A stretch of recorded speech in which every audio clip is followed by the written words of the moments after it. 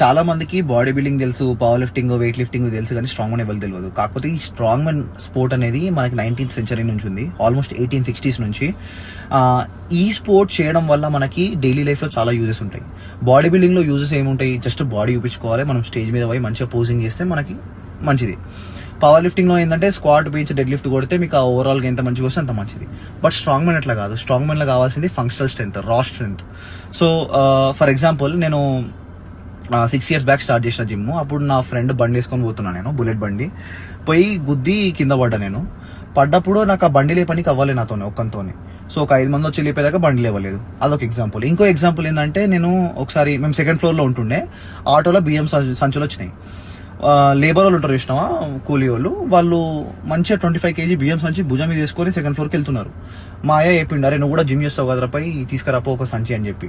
నేను వెళ్ళి తీసుకొస్తా అని చెప్పి కిందికి వెళ్ళి ఇట్లా లేపితే పైకి లేస్తలేదు, అది నాకు నీస్ దాకా కూడా లేవలేదు ఆ సంచి. సో ఇక్కడ కావాల్సింది మనకి బాడీ కాదు, ఫంక్షనల్ స్ట్రెంత్ కావాలి ఇక్కడ. సో జస్ట్ చిన్న ఎగ్జాంపుల్స్ చెప్తున్నా అంతే. బాడీ ఉండడం వల్ల మీకు డైలీ లైఫ్లో చాలా తక్కువ యూజెస్ ఉంటాయి. వెరాజ్ మీకు స్ట్రాంగ్ మైన్ చేస్తే డైలీ లైఫ్లో చాలా చాలా యూజెస్ ఉంటాయి. ఫర్ ఎగ్జాంపుల్, బండి మీకు పాడైతే బండి తీసుకెళ్ళి పక్కకు పెట్టేసే అంత స్ట్రెంత్ ఉండాలి. సో అందుకోసమే నేను స్ట్రాంగ్ మైన్ స్పోర్ట్ని యూజ్ చేసుకున్నా.